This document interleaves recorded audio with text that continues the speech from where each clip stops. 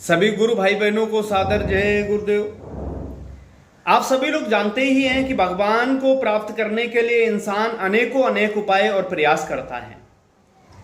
एक बार गुरु महाराज जी किसी राजा के दरबार में पहुंचते हैं तो राजा साहब ये पूछते हैं कि महाराज जी आप मुझे ये बताइए, यदि हम कथा भागवत अखंड पाठ करते हैं तो क्या कथा भागवत कराने से भगवान की प्राप्ति की जा सकती है या नहीं।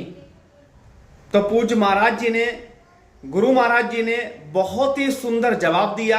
और वो क्या जवाब था, आइए सुनिए सत्संग में, और आप सभी लोगों को भी जवाब मिलेगा क्या वाकई में कथा भागवत कराने से प्रभु की प्राप्ति होती है या नहीं। ऐसे ही आध्यात्मिक कमाई और साधना की भी डिग्रियां हैं। ऋषि, मुनि, तपी, सन्यासी, योगी, योगेश्वर, महायोगेश्वर, हंस, परमहंस, सास, संत, परम संत, ये शुरू से लेकर के आध्यात्मिक कमाई के डिग्रियां हैं। जो लोग ऋषि, मुनि, सन्यासी, तपी, योगी, योगेश्वर, महायोगेश्वर आदि अक्षरों तक की कमाई करते हैं, उनको लौट करके इस मृत्यु लोक में आना पड़ता है। कल महाराज जी के सत्संग में आपको सुनने को मिलेगा, तीसरे पद के पार जाने वाली जीवात्मा जब अंदर के मान सरोवर में स्नान करके चारों कपड़ों को उतार देती है, निखारित हो जाती है, तब जाकर के आवागमन से मुक्त होती है, उसके पहले नहीं। तो जिनकी किताबें भरी पड़ी हैं, जिनका आप गुणगान करते हो और जय जयकार करते हो और उनसे आशा करते हो कि कुछ दया कृपा इनकी हमको मिल जाएगी, वो जो है जब खुद नहीं छूटे तो आपको कैसे छुड़ाएंगे। जब खुद नहीं छूट पाए तो आपको कैसे छुड़ाएंगे। भाई बहनों, बड़ा विचित्र देश है।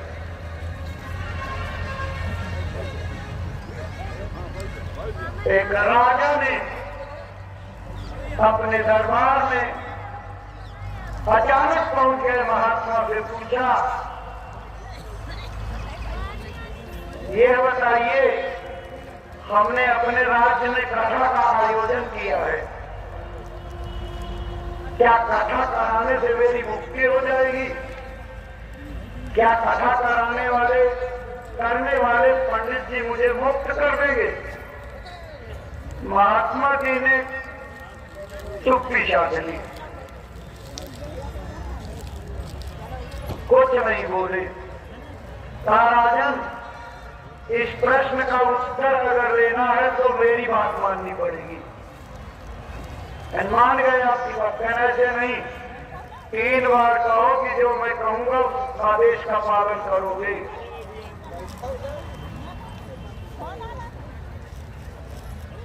ठीक है, पालन करेंगे। हाँ बिल्कुल सही है, कह पालन करेंगे। आप अपने सेनापति को मेरे सामने हाजिर करिए। सेनापति हाजिर हो गया। सेनापति को कहा कि सेनापति, तुम राजा को पकड़ करके इस खंबे से बांध दो। अब वो तो घबरा गया। राजा जिनके आश्रित रह करके हम इतना जीवन गुजारते रहे, उन्हीं को बांधे कैसे? राजा ने संकेत किया कि तुम बांधो जो है। राजा का इशारा पा करके खंबे से बांध दिए गए। राजा ने कहा कि वजीर को बुलाओ। वजीर हाजिर। कहा सेनापति, इस वजीर को उस खंबे से बांध दो। वजीर तो बड़ी चीज होती है, वो भी डरो थे।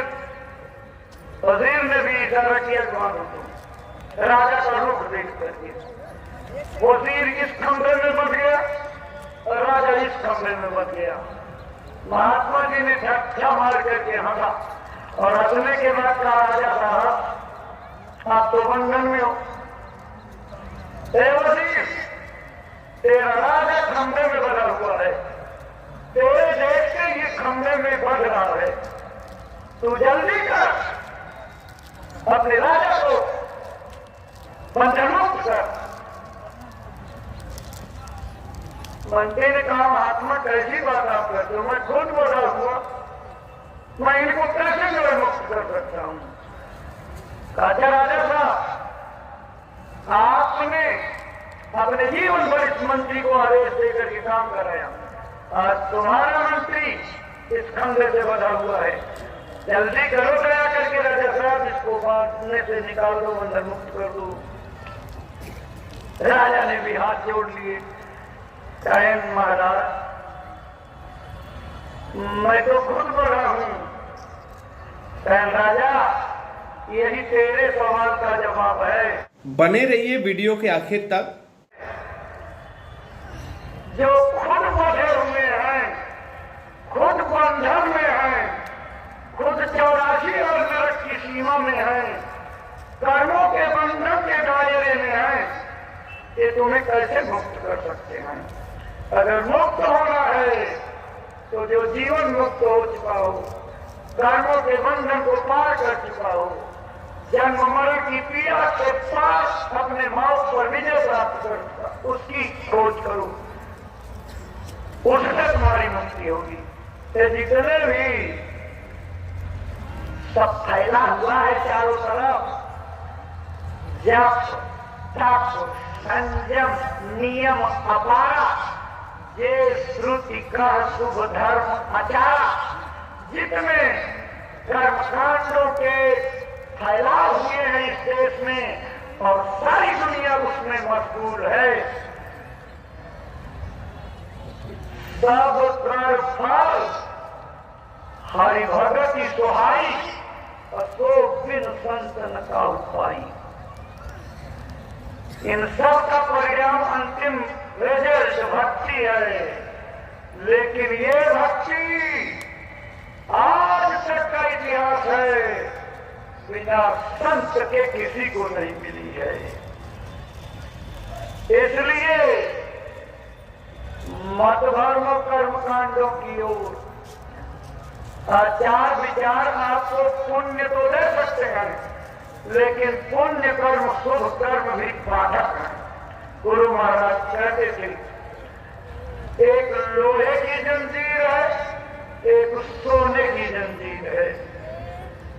बुरे कर्म उनका परिणाम भोगना ये लोहे की जंजीर है, और शुभ कर्म और उनका परिणाम भोगना ये सोने की जंजीर है दोनों बंधन। अब बांध दिए जाए चाहे लोहे की जंजीरों से चाहे सोने के सांकल से, लेकिन बंधन तो हो गया।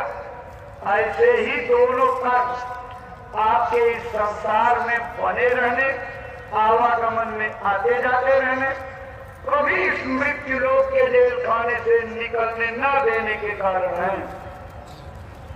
अगर इस जेल खाने से निकल जाना है तो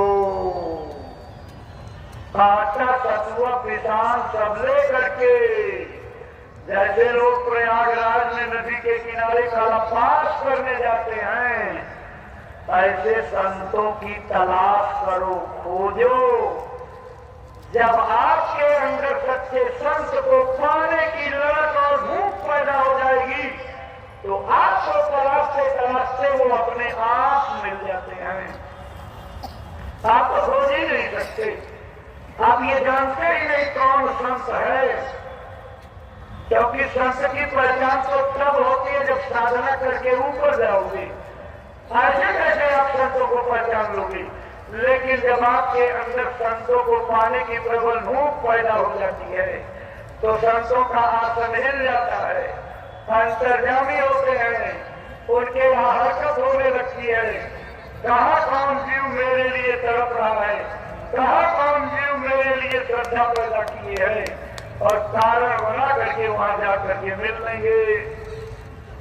तड़प बड़ी चीज होती है भाई बहनों, तड़प को कोई बर्दाश्त नहीं कर सकता है।